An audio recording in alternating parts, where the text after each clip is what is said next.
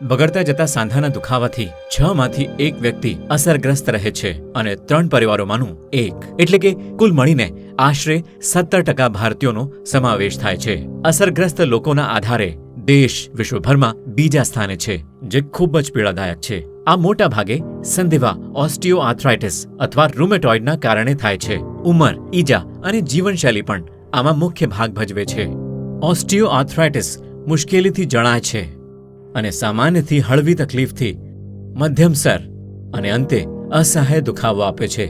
દર્દીઓને સામાન્યપણે તેની સમસ્યા એક્સ-રે અથવા MRIની મદદથી જણાય છે અને ત્યારબાદ કસરતો, પેઇનકિલર દવાઓ, સ્ટેરોઇડ્સ અને અંતે શસ્ત્રક્રિયાના ચક્કરો ચાલુ થઈ જાય છે.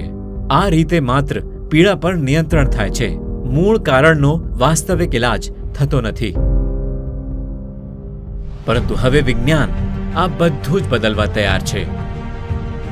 રીજનરેટિવ ટ્રીટમેન્ટની પ્રગતિથી હવે સિદ્ધ પરિણામો મળે છે.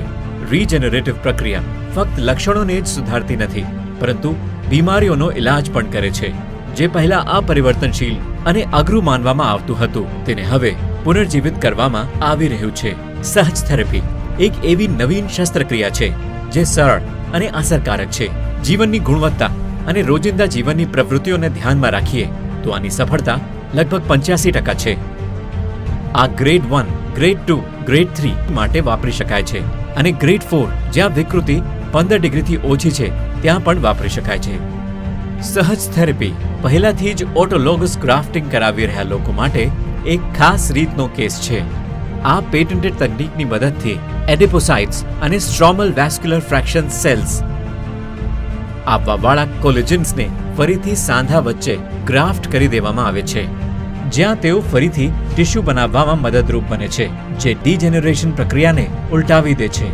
કુલ્હાના રૂમેટોઇડ આર્થરાઇટિસ અને એવેસ્ક્યુલર નિક્રોસિસના કેસમાં આના સારા પરિણામ મળ્યા છે. मुझे आश्चर्य तब लगा जब 2 दिन बाद ही मेरे दर्द में बहुत आराम आ गया.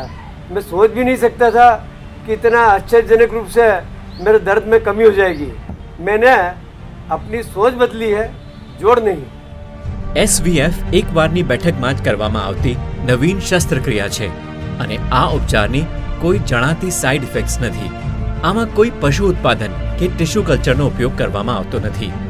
દર્દી બીજા જ દિવસે ઘરે જઈ શકે છે અને ઘણા વર્ષો સુધી કોઈ પણ શસ્ત્રક્રિયાની, કોઈ પ્રકારના રિપ્લેસમેન્ટની કે વારંવાર શસ્ત્રક્રિયાની જરૂરત પડતી નથી.